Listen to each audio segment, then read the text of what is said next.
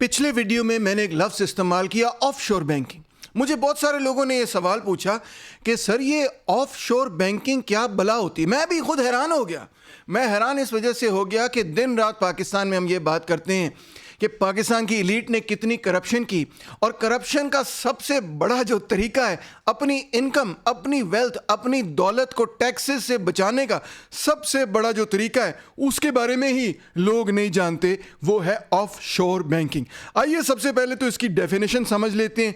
कोई भी बैंक अगर ऑफशोर है, इसका मतलब है कि वो अपनी टेरिटरी के अंदर काम नहीं कर रहा, वो किसी और मुल्क के अंदर काम कर रहा है, और जिस मुल्क के अंदर वो काम कर रहा है वहाँ पे उसकी रेगुलेशन और ट्रांसपेरेंसी उस तरह से नहीं है जिस तरह से आपके अपने मुल्क में। लिहाजा ऑफशोर बैंकिंग का सबसे बड़ा फ़ायदा ये है कि अगर मेरे पास कोई अनडिक्लेयर्ड इनकम है, अगर मैंने उस पर टैक्स नहीं अदा किया और उसको मैं छुपाना चाहता हूँ, मैं चाहता हूँ कि हुकूमत उसको टैक्स ना करे, तो फिर मेरे पास सबसे जो बेहतरीन हरबा है वो यही है कि मैं अपनी वो दौलत किसी ऑफशोर बैंक अकाउंट में डाल दूँ। ऑफशोर का मतलब तो बहुत आसान है समझना।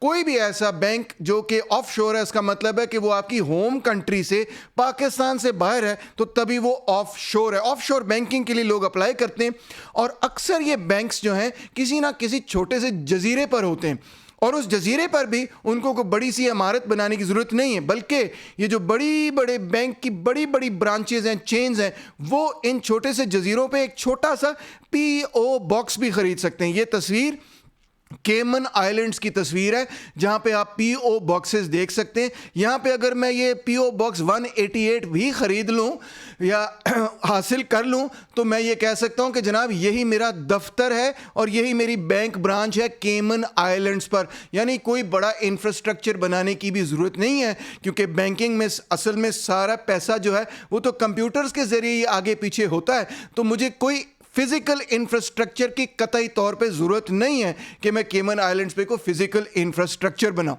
आइए देखें इसका फ़ायदा क्या है। सबसे पहली बात तो ये कि अगर मैं किसी छोटे से जजीरे पर बैंक ब्रांच खड़ी कर देता हूं और वो ऑफशोर बैंक ब्रांच है, तो वहाँ पे जजीरे पर कोई हुकूमत तो है नहीं, और अगर हुकूमत है तो वो भी मैं अपने कंट्रोल में रख लूँगा, तो मैं बड़ी स्ट्रॉन्ग प्राइवेसी भी आपको गारंटी कर सकता हूँ। अगर मैं बैंक हूँ, मैं आपको ये कह सकता हूँ कि जनाब आली आप केमन आइलैंड्स पे आके ऑफशोर बैंकिंग करें, वहाँ पे कोई हुकूमत आपको हाथ नहीं लगा सकती, वहाँ आप पे कोई टैक्स नहीं होगा, और वहाँ पे आपका पैसा पॉलिटिकल इंस्टेबिलिटी से बिल्कुल महफूज होगा, क्योंकि वहाँ बंदा ही कोई नहीं रहता, तो इसलिए वहाँ पे तो कोई ऐसा चांस नहीं है कि कोई सोशलिस्ट तहरीक उभर पड़े और वो सारी बैंकिंग को नेशनलाइज कर ले। इसलिए आपके पैसे वहाँ पर, आपकी दौलत वहां पर महफूज होगी। अब ये हेवन है, इसको कहते हैं टैक्स हेवन, और ये हेवन है, कह लें हेवन है, ये जन्नत है। किस चीज़ के लिए? ब्लैक इकोनॉमी के लिए। यानी जो सारी इलीगल इकोनॉमी है, जिन्होंने टैक्स चोरी किए हुए, वो सारे अपने पैसे ऑफशोर अकाउंट्स में भेज देते हैं। और ऑर्गेनाइज्ड क्राइम के लिए, क्योंकि वो कोई लीगल तरीके से तो पैसे कमा नहीं रहे होते, वो डिक्लेयर भी नहीं कर सकते, टैक्स भी नहीं अदा कर सकते, तो वो कहाँ भेज देते हैं अपने पैसे? वो अपने पैसे भेज देते हैं ऑफशोर बैंकिंग में। ये टैक्स एवेजन के लिए भी एक हेवन है। यहाँ पे आप पैसे भेज दें तो टैक्सेस से माफ़ी, और ये मनी लॉन्ड्रिंग की सबसे बड़ी कॉन्डुइट है, सबसे बड़ा रास्ता है जहाँ से मनी लॉन्ड्रिंग पूरी दुनिया के अंदर होती है। यानी कि ये एक गढ़ है जहाँ से कि हुकूमतों से बच के, लीगल इकोनॉमी से बच के आप दुनिया जान का जो मर्जी टैक्स एवेजन और इलीगल काम कर सकते हैं।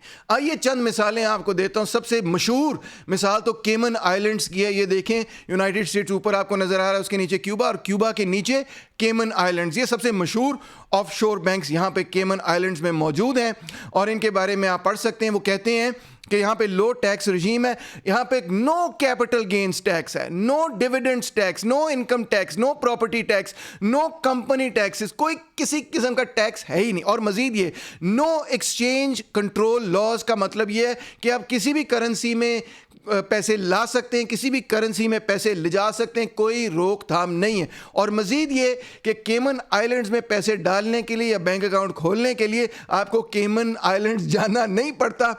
आप दुनिया में कहीं से भी ऑनलाइन केमन आइलैंड्स में बैंक अकाउंट खोल सकते हैं अपनी डॉक्यूमेंटेशन वगैरह प्रोवाइड करके। और केमन आइलैंड्स में ये जो बैंक्स हैं, ये वही बैंक्स हैं जिनके बारे में आप जानते हैं, वो उनकी ब्रांचेस यहाँ पे भी मौजूद होती हैं। केमन आइलैंड के अंदर भी उन्होंने एक पीओ बॉक्स ख़रीदा होता है, तो वहाँ से आप इनको मैनेज कर सकते हैं। आइए कुछ और मिसालें आपके सामने रखता हूँ। نیوس جو ہے وہاں پہ پرائیویسی لاز بڑے سخت ہیں اور وہ آف شور کمپنیز اور اکاؤنٹس کو بالکل کانفیڈینشیل ڈیٹیلز کرتے ہیں اور وہ یہ دعویٰ کرتے ہیں, ان کا اپنا دعویٰ ہے, میں نہیں کہہ رہا, وہ کہتے ہیں it is beyond the reach of foreign authorities. دیکھیں یہ بھی وہیں پہ کریبین آئلینڈز میں شامل ہے اور وہ کہتے ہیں کہ کوئی دنیا کی حکومت چھو نہیں سکتی آپ کے بینک اکاؤنٹ کو یہاں پہ, اگر آپ یہاں پہ بینک اکاؤنٹ کھول لیں. تو امریکہ اور لیٹن امریکہ میں یہ 3 بڑے ملک ہیں. تیسرا پیناما آ گیا, ملک تو نہیں ان کو کہنا چاہیے, جزیرے ہی ہیں, چھوٹے چھوٹے ملک ہیں, پیناما ملک ہے. وہ بھی یہی کہتے ہیں income earned outside of Panama is not subject to local taxation. یعنی پیناما کے اندر جو بینکس ہیں وہ جب باہر سے پیسہ پیناما میں جاتا ہے تو اس پہ کوئی ٹیکس نہیں لگتا. یعنی کہ امریکہ سے پیسہ پیناما میں جائے گا, پیناما سے پھر آگے لیٹن امریکہ کے اندر, ساؤتھ امریکہ کے اندر انویسٹ ہوگا اور وہیں سے واپس وہ پیناما میں جائے گا. اور اس طرح سے امریکن کیپٹلسٹ پیناما کو استعمال کرتے ہوئے لیٹن امریکہ کی ایلیٹ کے ساتھ ملتے ہوئے لیٹن امریکہ کے ریسورسز کو نہ صرف استعمال کر سکتے ہیں بلکہ لیٹن امریکہ کی حکومتیں ان ریسورسز پر کسی قسم کا کوئی کنٹرول نہیں کر سکتی, اس دولت پر ٹیکس نہیں لگا سکتی. اسی طرح دوسری اگزامپل, اگر چین کے اندر انویسٹمنٹ کرنی ہے تو وہ ہانگ کانگ ہے. جی ہاں, tax exempts income earned outside its borders from local taxes. جناب ہانگ کانگ کے اندر اگین اگر آپ نے انکم چائنا میں ارن کی ہے, اگر آپ نے انکم کسی ایسٹ ایشیا میں, امریکہ میں کہیں پہ بھی ارن کی ہے تو آپ ہانگ کانگ میں اپنے پیسے ڈال دیں, وہ لوگ آپ کے اوپر ٹیکس اس پیسے پہ لگا ہی نہیں سکتے, بائی لا نہیں لگا سکتے. اور جب ہانگ کانگ چائنا کا حصہ بنا تو انہوں نے یہ کہا کہ جی 2 سسٹمز ہوں گے, تو basically People's Republic of China نے ان کا یہ فائنینشیل سسٹم چھوڑ دیا, ان ٹچ رہنے دیا. انہوں نے کہا ہم اس کو نہیں چھیڑیں گے, جس طرح کام چل رہا ہے اسی طرح چلتا رہے. تو ابھی بھی اسی طرح سے چل رہا ہے. پھر اگر آپ نے یورپ میں انویسٹمنٹ کرنی ہے تو سوئٹزرلینڈ بہت بڑا ہب ہے ایسے بینکس کا جس میں سوئٹزرلینڈ کے اپنے لاز کلائنٹ کانفیڈینشیلٹی رکھتے ہیں. سوئٹزرلینڈ کے بینکس تو یہ بھی نہیں اکنالج کریں گے اگر حکومت ان سے پوچھے, بائی لا ان کے پاس یہ رائٹ ہے کہ وہ کہہ سکتے ہیں کہ سانوں نہیں پتہ اس کا بینک اکاؤنٹ ہے کہ نہیں. اگر یعنی کہ میاں نواز شریف, شہباز شریف, کوئی بھی ایلیٹ کا بندہ, عمران خان خود بھی اگر سوئس بینک میں پیسے ڈال دے اور سوئس حکومت بھی بینک سے یہ کہے کہ بتاؤ, یا پاکستانی حکومت بینک سے کہے کہ بتاؤ اس کا بینک اکاؤنٹ ہے یا نہیں, تو وہ ڈینائی کر دیں گے. وہ کہیں گے جناب یہ پرائیویسی لاز میں کورڈ ہے, ہمارے پہ کوئی آبلیگیشن نہیں کہ ہم بتائیں یا نہ بتائیں.